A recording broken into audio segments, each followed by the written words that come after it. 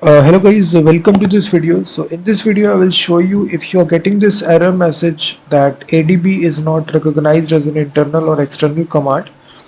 ADB stands for Android Debug Bridge. It's a very important tool whenever you are developing Android applications. So you should need this tool in the terminal. If you're getting this error, I will show you in this video how to fix this. So just make sure that you have installed the Android SDK inside your system. So by default it is present in the C directory, and then you need to go to the users folder.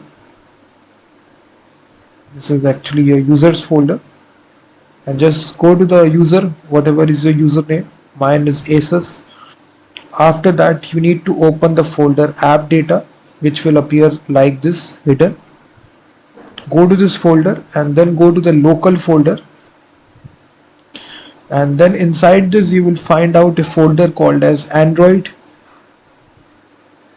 Open this folder and then enter into this folder SDK, and then platform tools. So this is your folder right here. Just enter into this folder, and here you will see all your executables will be present: ADB, fastboot, everything.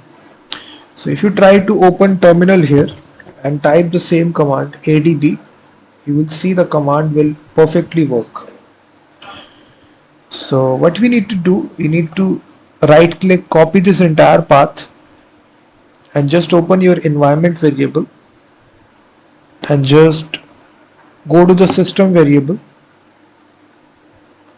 and just select the path here, this one, edit, and just add a new entry right here, paste the entire path. So I pasted this entire path right here. Okay, and just need to restart the terminal and just type the same command ADB,